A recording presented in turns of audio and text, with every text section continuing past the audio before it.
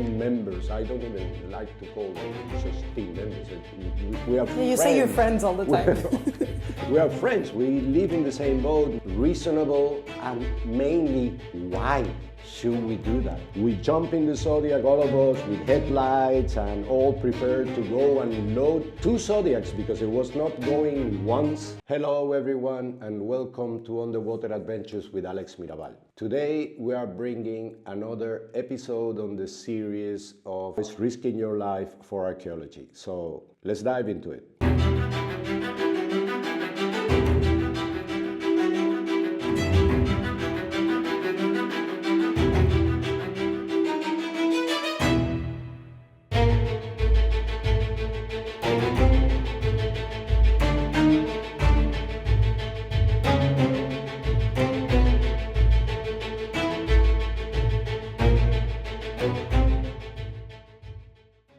In the year 2004, we were exploring in the province of Nampula in Mozambique, looking for the shipwreck of the San Jose, 1622. We were exploring what we call, I have mentioned in other episodes, the Mochinqual area, because it's an area which is in front of the Mochinqual River, but it's quite ample, it's quite wide. So it is an area which is very difficult to explore. Normally, there's bad weather there. There are not many reefs that will help you protecting yourself from the weather. So it's an area where good weather is a very good thing to have, and you have to use it in the best way you can. Because you're very uncovered. There's no natural structure protecting you from the elements, I assume. Yes, it is an open area where anything, any wind or any waves that are coming even from very far away, you will feel it. No obstacle between you and that force. Yeah. So it's an area where good weather is very important, and it helps in the quality of your exploration that you have good weather, because with bad weather, you know,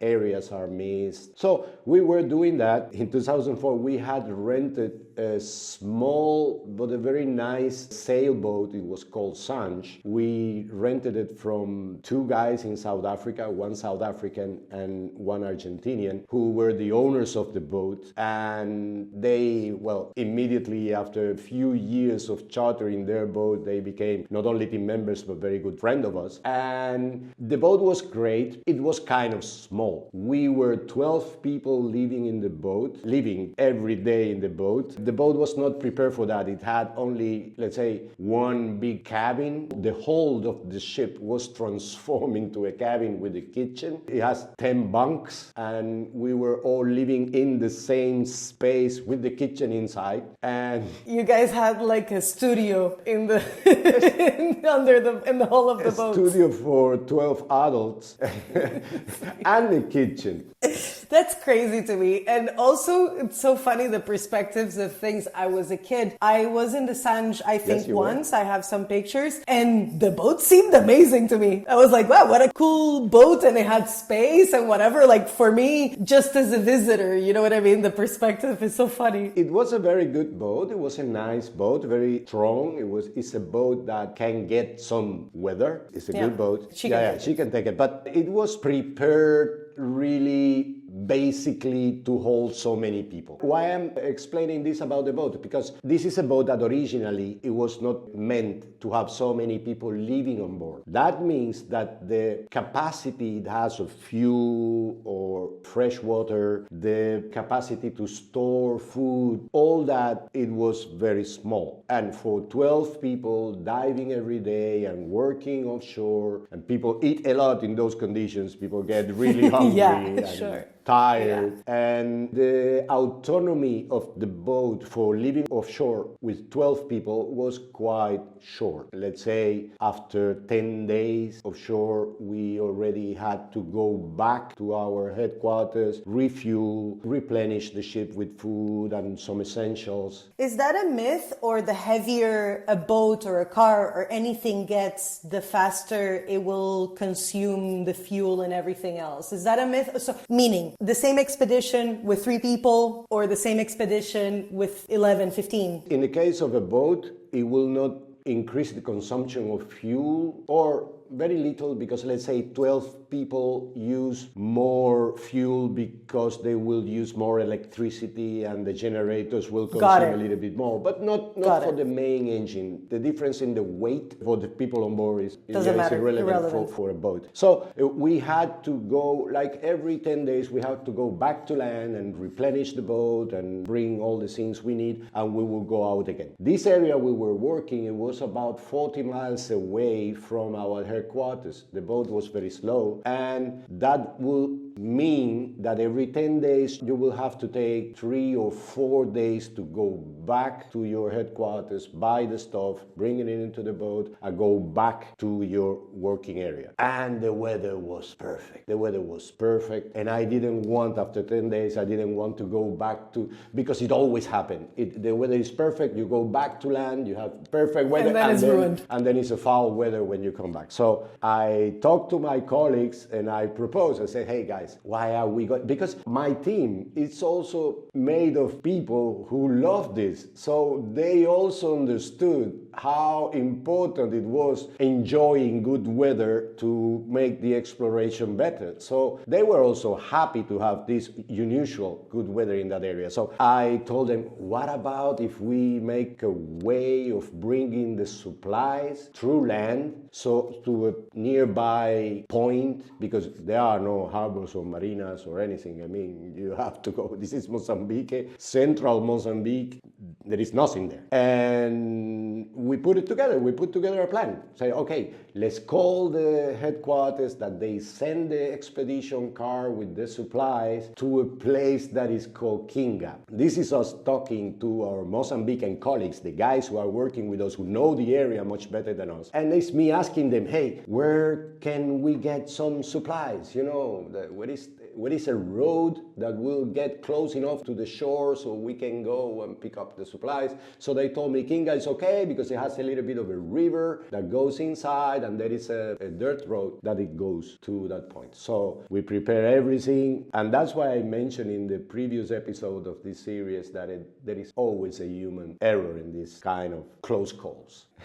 And normally the error is mine. So we prepare all that, and for things that always happen, because they always happen, it's the Murphy's Law, that came into all this combination, end up in these supplies arriving about midnight to that place. Of course. It's a place you don't know. There is no infrastructure in the place. No public lighting. No. That doesn't exist. Of course not. There is no public. What would it be lighting? For who do you want lighting for? There is no public. So it is a place that we very briefly during that day, we went in the Zodiac and checked it out in the daylight. Like, okay, this is good. We go through here, through there. We ended up there. The car will arrive in that place. Everything in the daylight looks great. Sure. And we, being aware that the tides in Mozambique, I have mentioned this before, the tides in Mozambique are so ample, they are so wide in the difference of tides. We also checked that in the night there would be a reasonable tide to go in and out, and okay. You guys really tried to reduce human error to some degree. You guys really tried. Yeah, this is our kind of insurance that you... Totally. It's literally your bread and butter. It's you being able to get your bread and butter. So we prepare for the night to go there. I mean, this place is so remote and is so far away from any human settlement that our boat was about 3 miles out of the coast, 3 miles away. And since about 10:30 in the evening, you could see the lights of the expedition car going around the mountains and the hills, going around because there was no other light. So, okay, the guys are arriving. So we jump in the Zodiac, all of us with headlights and all prepared to go and load 2 Zodiacs because it was not going once. We needed... Sorry, how much longer were you extending the expedition without going to land? The plan was to make it, let's say, the same amount of days, like 8 or 9 days or 10 days more. Okay. So it will really save us 4 days of replenishing. Double the stuff. And one of the boat loads would be fuel and the other one would be food. So that's why we wanted to go twice. Well, to make a long story short, we arrived there. We really underestimate how dark a place like that could be. You know, it was one of these nights that you don't have a lot of moonlight, or I mean, it was maybe a little bit cloudy or whatever. You could see nothing. You could see anything. And we were with our silly headlights that you could see the bow of the Zodiac. You couldn't see anything else. And you hear this horrible noise of the breakers of a reef in front of you, but you don't see the reef. It's like these waves breaking, but furiously. And you don't see the reef. You look around, you don't see the white thing that you're supposed to see until we were on top of it. And we had, during the day, we had marked in the GPS, we had marked a path to go there safely. So we were following that route. There was definitely a guide, but a guide that you couldn't see. So we were following through the GPS, but you could see anything in front of you. So we arrived to that place. We already see the lights of the car, like almost going into the water. On top of the boat. Yeah, almost going into the water. So yeah, it is there. It's simple. So has to be. Let's go straight to the car. Well, okay, that was not the best plan. And we went straight to the car, end up in this almost invisible reef. The boat was like swiggling. I mean, this way, you could see the breakers behind you. And we tried to avoid the reef underneath the boat, because this is a Zodiac. It can go puncture, it can go hold, and then you go down. Reefs sink big boats, let alone a Zodiac. Come on. So we had we didn't have the idea. One of our colleagues has also brilliant idea to jump in the water and try to push the boat, because he thought, he told me afterwards, he thought he would be jumping with the water, let's say with the waist of to move the boat and try to get the boat out of this thing. Well, when the guy jumped in the water, it was just gone, just like gone. There is a strong current in the place, big waves, pitch dark, and the guy went into the water, and instead of standing with the water in the chest as we were all expecting, the guy just bloop. He disappears. We were not wearing dive gear, you know. Oh my God, the stress. Oh my God. And then the guy's gone. It's midnight. We don't hear him. We don't see him. We couldn't barely see the breakers. Imagine one head into all that confusion. So the only thing I could do to try to hear the guy is the worst thing you can do in these conditions, with stopping your engine. You have to switch off your engine because you need to hear. You need to listen, because the guy will scream, "Hey, I'm here, I'm there." But if you are with the outboard engine running, you will not hear him. No, and the tide and whatever will take you wherever it wants. Switching off your engine, it also means that you are helpless in the middle of the breakers. I mean, you have no control of your boat. You can do anything else, but at this very moment, it was much more important to locate our friend who was in the water than having control on your boat. Totally. So it ended up being nothing. The guy was nearby. It was dragged by the current, but it was dragged in the right direction. It was closer to the car than us. And he made us know, because obviously when he jumped in the water, the headlight went off and then everything. I mean, the guy was just lost. The only thing he had to orient himself was to swim towards the coast, and he get in front of the car. They start making signals. We went over the reef with the only help of the waves, because we had the engine off. So once we arrived in the car, we saw that the guy he had some scratches in the knees and something, not really bad. I was just about to ask, it might seem a little bit superficial or silly, but all I was thinking, obviously there are bigger dangers to think about, but all I was thinking was like, coral reef infects really badly. You fall and you can really hurt yourself on the rocks, and then it becomes a bigger issue for the individual and for the team that you even, so every time that you tell these stories of you guys jumping on top of reefs, I'm like, I don't even do that in the normal beach here. Yeah, like crazy. Well, once you do this so Regularly. often as we do, you start getting maybe a false sense of security that because you know the things. And yes, you know there are dangers, but they don't look so daunting. Totally. I get it. Could see it from outside, but the dangers are there. The dangers are there, and there is something not to underestimate. I'm talking about a team with people who are all very experienced in this job. They are all good swimmers. There's people who don't panic easily, and you see how chain of